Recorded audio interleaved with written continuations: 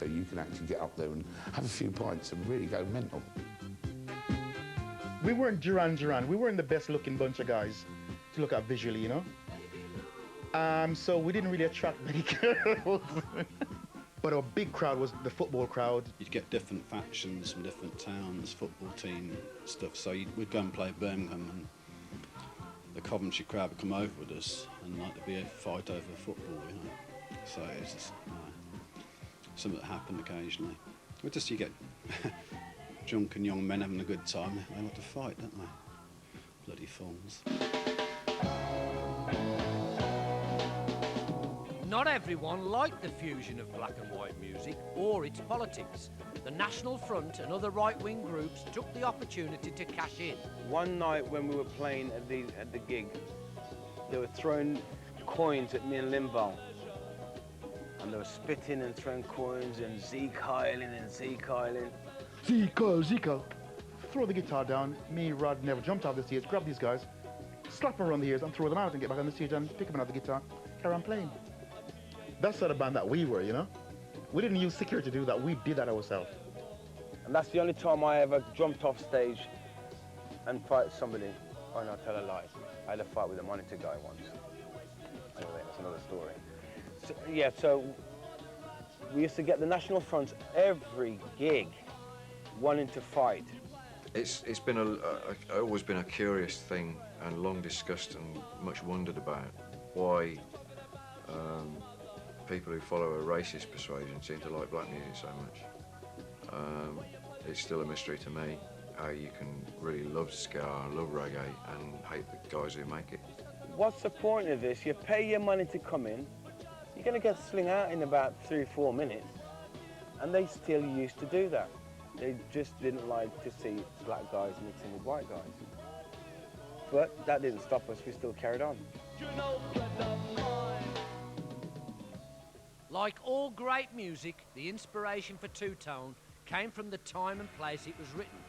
Tracks like Ghost Town seem to sum up 80s life for millions of kids.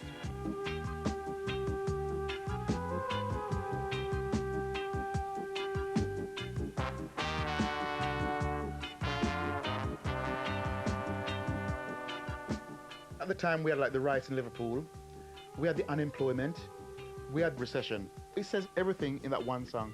Coventry was a place to be. Clubs, you could go to clubs, different clubs and see different bands.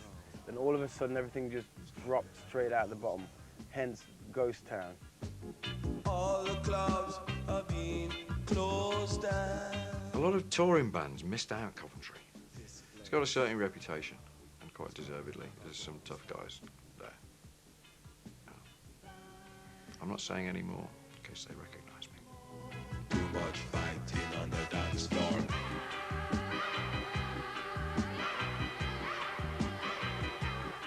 I'd worked in the city centre as a DJ since the mid-60s, so I knew everybody.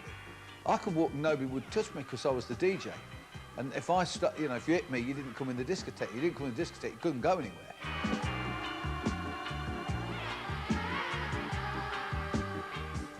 Now, there was, at this point, probably 2 clubs in Coventry, so you had 4,000 people descending on a taxi rank.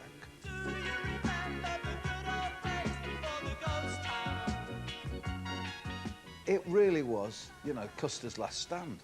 Every Friday night and Saturday night, this was, you know, this was a little big one. I mean, there was blood, and I do not exaggerate. This was violence like you've never seen before.